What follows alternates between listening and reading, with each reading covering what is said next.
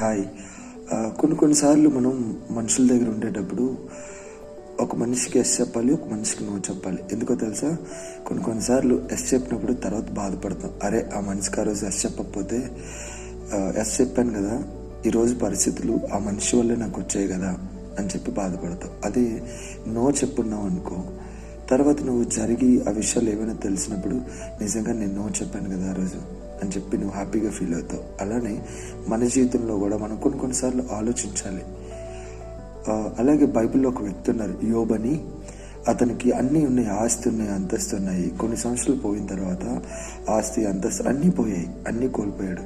అప్పుడు friends, family వాళ్ళు వచ్చి, ఎందుకు నువ్వు ఇలా ఉన్నావు, నో చెప్పేసాయి దేవుడికి, నో చెప్పేసి నువ్వు దేవుడి నుంచి దూరం అయిపో, ఏం కాదని అంటారు. కానీ యోబు మనుషులకి నో చెప్పాడు, దేవునికి ఎస్ చెప్పాడు. ఓపిక మీద ఓర్పుతో ఉన్నాడు, దేవుడి మీద ఆధారపడ్డాడు.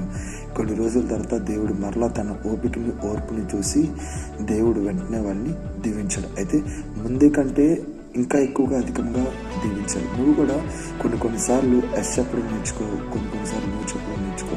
కానీ ప్రాపర్ ఎస్ ఎప్పుడు చెప్పాలో అప్పుడే చెప్పు, ప్రాపర్ నో ఎప్పుడు చెప్పాలో కూడా తెలుసుకో. ఒకసారి కష్టమే నో చెప్పడం, ఎందుకంటే తర్వాత మనిషిని కోల్పోతానేమో అని. అలాగా నువ్వు కూడా ఆలోచించు ప్రియమైన సహోదరి, సహోదరుడా. Thank you.